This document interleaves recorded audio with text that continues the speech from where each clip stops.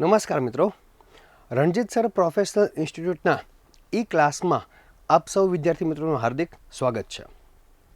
અગાઉના લેક્ચરમાં આપણે ચર્ચા કરી ચૂક્યા છીએ બંધારણ સભા, અને બંધારણ સભામાં કેવા કેવા મુદ્દા ચર્ચા કરી ચૂક્યા છીએ તો કે બંધારણ સભાનું સ્વરૂપ અને બંધારણ સભાની કાર્યવાહી. લેક્ચર નંબર 2માં આપણે ચર્ચા કરી ચૂક્યા છીએ. આજનો લેક્ચર એ લેક્ચર નંબર 3 બંધારણ સભાનો. પહેલાં બે મુદ્દા વિશે આપણે થોડી ઘણી બેઝિક માહિતી મેળવી લઈએ, એટલે કે અગાઉના લેક્ચરની માહિતી મેળવી લઈએ, પછી આજના સેશનની શરૂઆત કરીએ. બંધારણ સભાનું સ્વરૂપ, આ મુદ્દામાં આપણે ચર્ચા કરી ચૂક્યા છીએ કે ભાઈ બંધારણ સભામાં કુલ કેટલા સભ્યો હતા તો કે 389. એમાં બ્રિટિશ પ્રાંતમાંથી કેટલા આવ્યા હતા તો કે 296 સભ્યો. એમાં બ્રિટિશ પ્રાંતમાંથી 292 સભ્યો તો કે બ્રિટિશ પ્રાંતમાં હતા, અને 4 સભ્યો કમિશનરેટ કચેરીના હતા, અને આ ઉપરાંત 93 સભ્યો ક્યાંથી હતા તો કે દેશી રજોડામાંથી હતા. આવા કે બંધારણ સભાના સ્વરૂપની અંદર ક્યાંથી કેટલા સભ્યો આવ્યા હતા, કેટલા લાખની વસ્તીએ એક સભ્ય પ્રતિનિધિત્વ ધરાવતો હતો તો કે 10 લાખની વસ્તીએ. આ બધા મુદ્દા આપણે ચર્ચા કરી ચૂક્યા છીએ બંધારણ સભાના સ્વરૂપમાં. ત્યાર પછી વાતચીત કરીએ બંધારણ સભાની કાર્યવાહી. તો કે આ મુદ્દામાં આપણે ચર્ચા કરી ચૂક્યા છીએ કે બંધારણ સભાની પહેલી વહેલી બેઠક ક્યારે મળી તો કે 9/12/1946ના રોજ. 13/12/1946ના રોજ બંધારણ સભાની અંદર જવાહરલાલ નહેરુએ ઉદ્દેશ્ય પ્રસ્તાવ રજૂ કર્યો હતો. આના વિશે પણ માહિતી આપણે મેળવી ચૂકેલા છીએ. એટલે કે બંધારણ સભાના ભાઈ પહેલી બેઠક ક્યારે મળી હતી, બંધારણ સભાના ચૂંટાયેલા અધ્યક્ષ કોણ હતા, ડૉક્ટર રાજેન્દ્ર પ્રસાદ. બંધારણ સભાના કાર્યકારી અધ્યક્ષ કોણ હતા, સચ્ચિદાનંદ સિન્હા. આવા બધા બેઝિક મુદ્દા હતા, એની ચર્ચા કરી ચૂક્યા છીએ આપણે બંધારણ સભાની કાર્યવાહીમાં. તો આજનો જે લેક્ચર છે એ મુદ્દા આપણે આવું છે હવે બંધારણ સભાની અગત્યની સમિતિઓ. કયા મુદ્દા ઉપર આવવું છે આપણે? બંધારણ સભાની અગત્યની સમિતિઓ. તો આ સમિતિની વાતચીત કરીએ કે સાહેબ આ સમિતિ છે શું. પહેલાં તો યાદ રાખજો, બંધારણ સભામાં જે 389 સભ્યો હતા, આ લોકોએ શું કરવાનું હતું કે બંધારણ બનાવવાનું હતું. હવે તો કે બંધારણ બનાવવા માટે બધા એક જ દિશામાં ભાગે તો બંધારણ યોગ્ય સમયે અને યોગ્ય ક્વોલિટીવાળું બંધારણ બની શકે નહીં. એટલે બંધારણ સભાએ શું નક્કી કર્યું તો કે બંધારણ સભાએ અલગ અલગ સમિતિઓ બનાવી અને સમિતિઓને અલગ અલગ કામકાજ સોંપી દીધા. તો પ્રશ્ન એ ઊભો થાય કે સાહેબ બંધારણ સભા દ્વારા કુલ કેટલી સમિતિઓ બનાવવામાં આવી હતી? તો બંધારણ સભા દ્વારા કુલ 22 સમિતિઓ બનાવવામાં આવી હતી. કેટલી સમિતિઓ બનાવવામાં આવી હતી? 22 સમિતિઓ બનાવવામાં આવી હતી. સાહેબ આ 22 કામની હતી તો હું તમને વાત કરું એના વિશે. તો કે આ 22 સમિતિઓમાંથી મોટી કહી શકાય એવી કુલ 8 સમિતિઓ હતી. કેટલી સમિતિઓ હતી? 8 સમિતિઓ હતી. તો કે બંધારણ સભા દ્વારા કુલ કેટલી સમિતિઓ બનાવવામાં આવી હતી તો કે 22 સમિતિઓ. અને 22 સમિતિઓમાંથી મોટી કહી શકાય એવી કેટલી સમિતિઓ હતી તો કે 8 સમિતિઓ હતી. સાહેબ આ 8 સમિતિઓમાંથી અથવા તો 22 સમિતિઓમાંથી આમ અગત્યની હોય એવી તો કે હા હતી. કઈ સમિતિ છે? આ 22 સમિતિઓમાંથી સૌથી મહત્વની કહી શકાય એ સમિતિ એટલે કે મુસદ્દા સમિતિ. કઈ સમિતિ? મુસદ્દા સમિતિ. સર અમારે આ 22 સમિતિઓ યાદ રાખવાની છે તો કે ના, ક્લાસ 3 લેવલે તમારે કામની નથી. સપોઝ તમે ક્લાસ 3 લેવલ કરતાં અપર લેવલે જાઓ તો કાંઈક ને કાંઈક અમુક સમિતિઓ અને તેમના અધ્યક્ષો પૂછાય છે. ના, આના વિશે હું તમને વાત કરું તો ધ્યાન આપો મિત્રો. એક ખાલી મારી નાનકડીથી વાત સાંભળો. હું તમને એક વાત કરું કે આપણને બધાને ખ્યાલ છે કે બંધારણની ભાષામાં સંઘ શબ્દ હંમેશા કેન્દ્ર સરકાર માટે વપરાયો છે. સંઘ એટલે કયો તો કેન્દ્ર સરકાર, અને પ્રાંત શબ્દ એટલે કે રાજ્ય માટે વપરાયો છે. તો વાત કરીએ સંઘ. આપણને બધાને ખ્યાલ છે કે સંઘ સરકાર કયો અથવા તો કેન્દ્ર સરકાર કયો. તો આ સંઘ સરકાર કે કેન્દ્ર સરકારના સૌથી વહેલા વડાપ્રધાન કોણ હતા તો કે જવાહરલાલ નહેરુ હતા કે નહીં? જવાહરલાલ નહેરુ. ફરીવાર, સંઘ સરકાર કે સંઘ સરકાર અથવા તો કેન્દ્ર સરકારના સૌથી વહેલા વડાપ્રધાન કોણ હતા તો કે જવાહરલાલ નહેરુ. બીજો મુદ્દો ચર્ચા કરું, પ્રાંતની વાતચીત કરીએ તો આપણને ખ્યાલ છે બધાને કે આપણા ભારતના જે દેશી રજવાડાઓ હતા, દેશી રજવાડાને બધાને ભેગા કર્યા, એટલે કે રાજ્યો જે બનાવ્યા છે. તો આ બધા પ્રાંતો બનાવ્યા. આ પ્રાંતો બનાવવામાં સૌથી મહામૂલ્ય યોગદાન કોણે આપેલું છે તો કે સરદાર વલ્લભભાઈ પટેલ. કોણે આપેલું છે? સરદાર વલ્લભભાઈ પટેલે આપેલું છે. અને વાત કરીએ કે ભાઈ પ્રાંતોની, તો કે પ્રાંતોમાં હંમેશા આપણી જેવા સામાન્ય મનુષ્ય એટલે કે લોકો રહેતા હોય છે. અને લોકોને શું મળેલા છે તો કે આપણને બંધારણ દ્વારા મૂળભૂત અધિકારો મળેલા છે. શું મળેલું છે? મૂળભૂત અધિકારો. તો આપણને મૂળભૂત અધિકારો ઇનડાયરેક્ટલી જોવા જાઓ તો સરદાર વલ્લભભાઈ પટેલે પ્રાંતોની રચના કરી અને હારો લોકો રહેલા છે અને લોકોમાં મૂળભૂત અધિકાર મળેલા છે. એ પણ કોના હિસાબે મળ્યા? સરદાર વલ્લભભાઈ પટેલના હિસાબે મળ્યા. ફરી વાર રિપીટ કરીએ. સંઘ સરકારના વડાપ્રધાન કોણ હતા? તો કે જવાહરલાલ નહેરુ. પ્રાંતના બધા ભેગા કરવા માટે મહામૂલ્ય યોગદાન કોણે આપ્યું હતું? તો કે સરદાર વલ્લભભાઈ પટેલ. આગળ વાતચીત કરીએ. હવે બંધારણ સભાની કાર્યવાહી આપણે જોઈ ગયા છીએ કે બંધારણ સભા બની હતી. બંધારણમાં તો કે બંધારણ બનાવ્યું. વાત કરી બંધારણમાં જે કાંઈ પણ કાયદા બન્યા હતા, કાયદા પ્રક્રિયાનું સંચાલન, બધા કાયદા બન્યા હતા, કાયદા પ્રક્રિયાનું સંચાલન કોણે કર્યું હતું? તો કે બંધારણ સભાના અધ્યક્ષ એટલે કોણ? ડૉક્ટર રાજેન્દ્ર પ્રસાદ. ખ્યાલ પડે છે મુદ્દો? એકવાર ફરી વાર રિપીટ કરીએ.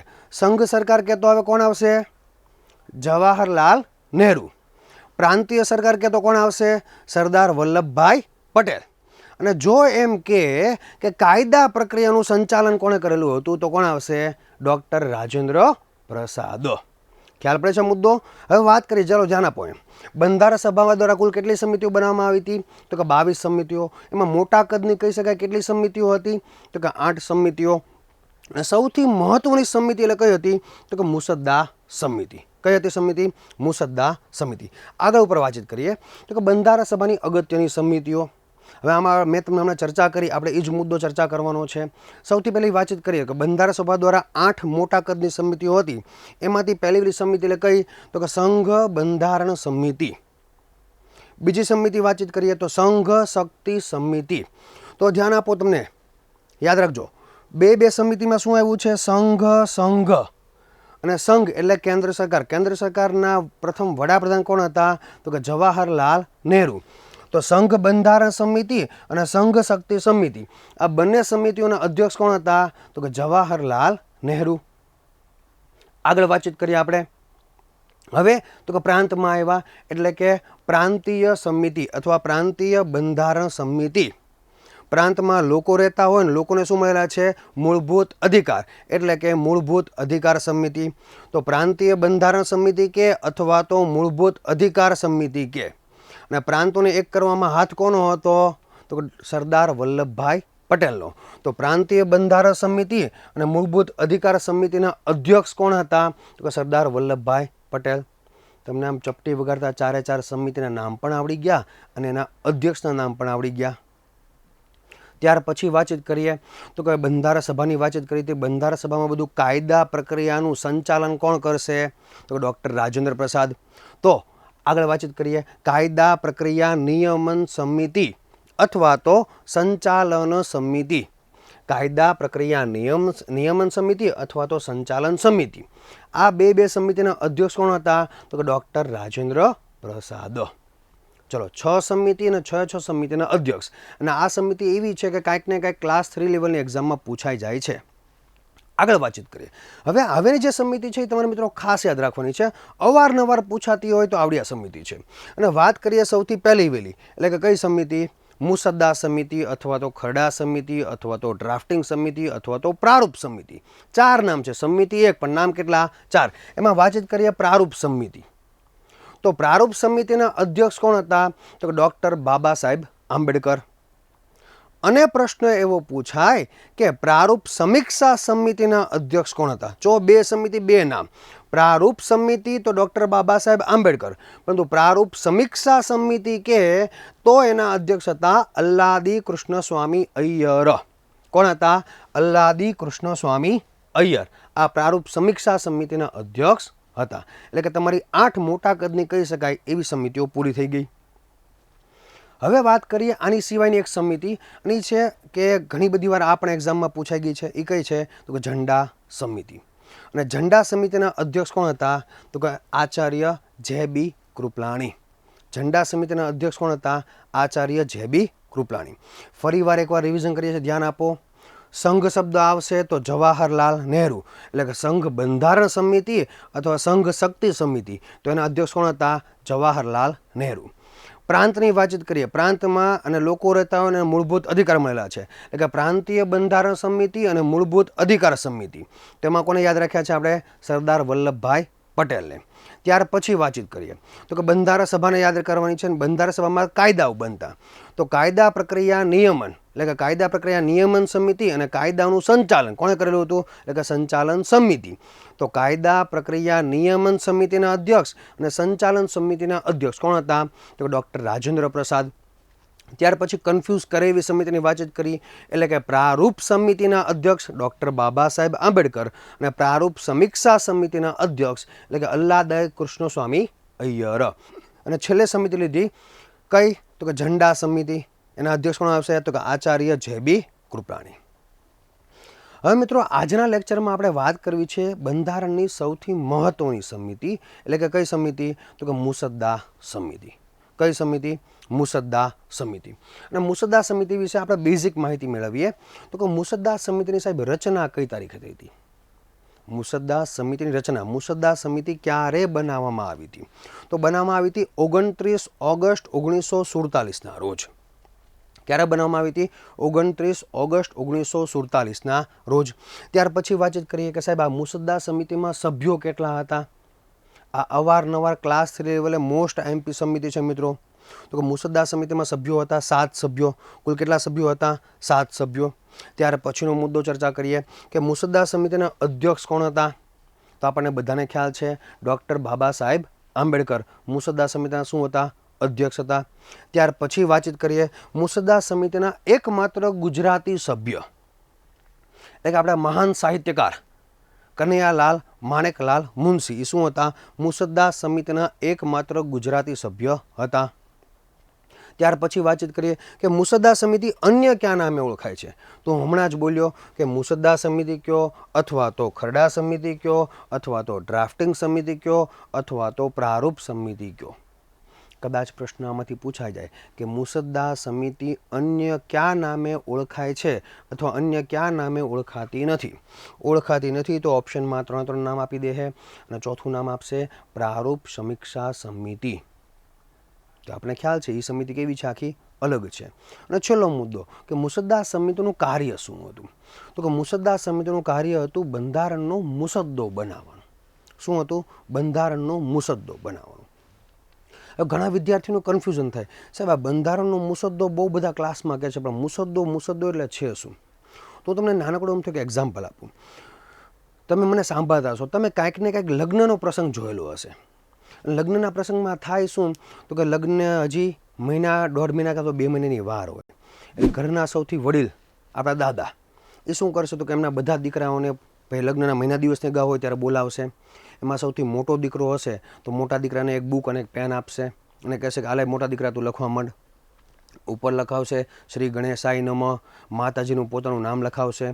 પછી શરૂઆત કરશે કે સહર્ષ ખુશાલી સાથ જણાવવાનું કે ફલાણા ઢીકણા પૂછડા ભાઈની ચી દીકરી આ ને ફલાણા ભાઈનો દીકરો ચી આ બંને લગ્ન ગ્રંથિથી જોડાવાના છે. તો આ શુભ પ્રસંગે નવ દંપતીને આશીર્વાદ આપવા પધારશોજી આવું આખું લખાવડાવશે. પછી બોક્સ બનાવડાવશે, જહાન પ્રસ્થાન, મંડપ મુહૂર્ત, ગરબા, સંગીત સંધ્યા, ભોજન આપણું હરીફરીને ધ્યાન ત્યાં જ જાય ભોજન સંભારમ, તો ત્યાં આવું બધું લખાવશે. વિદાય બધું લખાવશે અને છેલ્લે લખશે શું? માલા મામાના લદનમાં ધલું ને ધલુલ આવજો. આ આખું ફર્મો એક કાગળિયામાં લખાડાવશે. પછી મોટા દીકરાને કહેશે કે આવતીકાલે તું ભાઈ કંકોત્રીવાળા પાસે જઈ આવજે અને કંકોત્રીવાળા પાસેથી નમૂનો બમૂનો તૈયાર કરાવતો આવજે. એટલે મોટો દીકરો શું કરે? તો કંકોત્રીવાળા પાસે જશે ને કહેશે કે ભાઈ અમારે આ કંકોત્રી છપાવડાવી છે. કંકોત્રીવાળો શું કહેશે? એ તમને 5 રૂપિયાથી લઈને 50 રૂપિયા સુધી કંકોત્રીનો નમૂનો દેખાડશે કે તમારા ભાઈ કઈ છપાવી છે.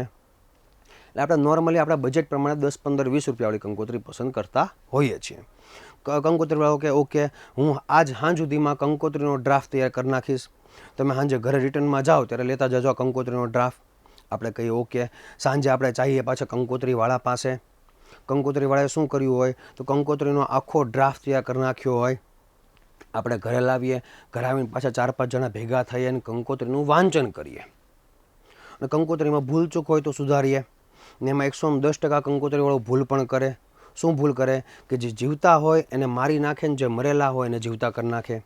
એટલે કે જ્યાં સ્વ લગાડવાનું હોય ત્યાં શ્રી લગાડી દેશે અને શ્રી લગાડવાનું હશે ત્યાં સ્વ લગાડી દેશે. આવી ભૂલ અવારનવાર થતી હોય છે કંકોત્રીવાળા સાઈડથી. આ બધું આપણે ઘરે આવીને વાંચીએ, ઘરે આવીને સુધારો વધારો કરશે અને સુધારો વધારો કરીને આપણે પાછા કંકોત્રીવાળા પાસે જશું અને એ આપણને શું કરી દેશે? સુધારો વધારો કરી દેશે. એટલે કંકોત્રીવાળાએ જે કંકોત્રીનો આપણને ડ્રાફ્ટ આપ્યો એ ડ્રાફ્ટમાં સુધારો વધારો કરીને આપણે શું કર્યું? કંકોત્રીવાળાને પાછો આપ્યો. હવે કંકોત્રીવાળો શું કરશે? એ સુધારે વધારી કોપી સાથે આપણે જેટલી કંકોત્રી છપાવી હશે 100, 150, 200, 500 એટલી કંકોત્રી શું કરી દેશે? છાપી દેશે.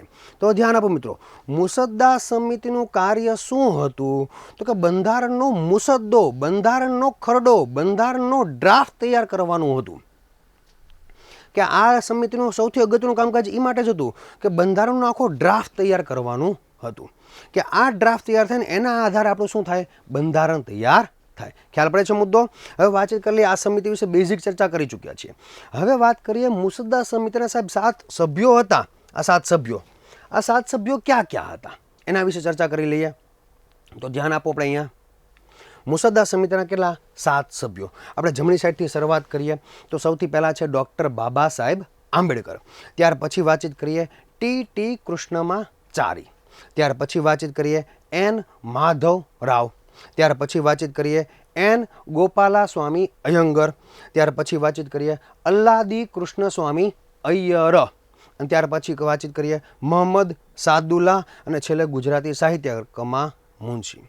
આ ભાઈ છે, આનું નામ છે BN રાવ, એટલે કે બંધારણ સભાના જે સલાહકાર હતા, કાયદાકીય સલાહકાર હતા, આ એ ભાઈ છે BN રાવ. તો કે આ 7 સભ્યો 1, 2, 3, 4, 5, 6 અને 7 આ 7 સભ્યો શું હતા? બંધારણ સભાના મુસદ્દા સમિતિના શું હતા? સભ્યો હતા. હવે વાત કરીએ બંધારણ સભાની મુસદ્દા સમિતિમાં એક ટ્વિસ્ટ આવેલો છે. આ 2 પોઈન્ટ તમારે યાદ રાખવાના છે. એ 2 પોઈન્ટ છે શું?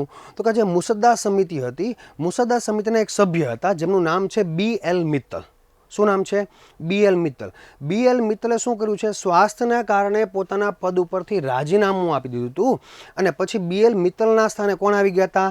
એન માધવ રાવ, એટલે કે નારાયણ માધવ રાવે BL મિત્તલનું સ્થાન લીધું હતું. ને આવો પ્રશ્ન પૂછાય છે ક્લાસ 3 અપર લેવલ સચિવાલય ડીવાયએસઓમાં પૂછાઈ જાય કે મુસદ્દા સમિતિના સભ્ય BL મિત્તલના સ્થાને કોણ આવ્યું હતું? તો કે એન માધવ રાવ. આની પછી બીજો મુદ્દો છે. શું છે? તો કે 1948માં DP ખેતાન સાહેબનું અવસાન થઈ ગયું હોવાથી તેની જગ્યાએ કોણ આવ્યું હતું? TT કૃષ્ણમાચારી. DPTT આવી રીતે યાદ રાખી લો તોય વાંધો નથી. ને અહીંયા BL મિત્તલ, મિત્તલમાં એમ આવે તો અહીંયા માધવરાવ, માધવરાવમાં પણ એમ આવશે. આવી રીતે તમે યાદ રાખી શકો. DPTT, TT કૃષ્ણમા સ્વામી. આ વ્યક્તિ શું કર્યા હતા? કે બંધારણ સભાના મુસદ્દા સમિતિના સભ્ય બન્યા હતા. આ એક 2 મુદ્દા તમારે યાદ રાખવાના છે. હવે મેં વાતચીત કરી કે બંધારણનો મુસદ્દો, મુસદ્દા સમિતિ કામકાજ શું કરવાનું હતું? તો કે બંધારણનો મુસદ્દો તૈયાર કરવાનો હતો. સાહેબ આ બંધારણનો મુસદ્દો મુસદ્દા સમિતિએ ક્યારે તૈયાર કર્યો હતો? તો કે 29 ઓગસ્ટ 1947ના રોજ મુસદ્દા સમિતિની રચના થઈ ગઈ. હવે આ સમિતિએ અંદાજિત 6 મહિનાનો સમયગાળો લીધો. કેટલા મહિનાનો? 6 મહિનાનો સમયગાળો લીધો અને આ 6 મહિનાની અંદર મુસદ્દા સમિતિએ ફેબ્રુઆરી 1948માં, કઈ તારીખે? ફેબ્રુઆરી 1948માં મુસદ્દા સમિતિએ બંધારણ સભાની સામે બંધારણનો મુસદ્દો તૈયાર કર્યો અને રજૂ કર્યો. ઓગસ્ટ મહિનામાં રચના થઈ હતી. August, September, October, November, December, January, February. 47માં અને ફેબ્રુઆરી આવી ગયું એટલે કે 48. ફેબ્રુઆરી 1948માં મુસદ્દા સમિતિએ શું કર્યું? તો કે બંધારણનો મુસદ્દો તૈયાર કરીને બંધારણ સભા સમક્ષ રજૂ કર્યો. હવે તો કે મુસદ્દા સમિતિને આ બંધારણનો મુસદ્દો તૈયાર કરવા માટે કુલ કેટલો સમય લાગેલો? તો કે અંદાજિત 6 મહિનાનો સમય લાગેલો. અને કુલ બેઠકો પૂછે તો બેઠકો કુલ કેટલી આવશે? 141 બેઠકો. કુલ કેટલી બેઠકો આવશે? 141 બેઠકો થયેલી. ફરીવાર જો આમાં ઘણી જગ્યાએ 114 આપેલું છે, ઘણી જગ્યાએ 141 આપેલું છે. છોકરાઓ કન્ફ્યુઝ થાય છે. શું કન્ફ્યુઝ થાય છે? મુસદ્દા સમિતિના 7 સભ્યો હતા. આ 7 સભ્યોએ બંધારણનો મુસદ્દો તૈયાર કરવા માટે કુલ કેટલી બેઠકો યોજેલી? 141. અને 114 બેઠકનું જે સિક્રેટ છે હું તમને આવતા લેક્ચરમાં સમજાવવાનો છું. એટલે કે હવે આજનું જે આપણું સેશન છે મુસદ્દા સમિતિનું આખો કામકાજ એ અહીંયા શું થાય છે? પૂરું થાય છે. અને હવે આપણે મળશું નવા લેક્ચરમાં. મિત્રો જો તમને અમારો આ વિડીયો ગમતો હોય તો અમારા વિડીયોને લાઈક કરો, સબસ્ક્રાઈબ કરો અમારી યુટ્યુબ ચેનલને, અને થાય તો વધુ મિત્રો સાથે શેર કરો. જય હિન્દ, જય ભારત મિત્રો.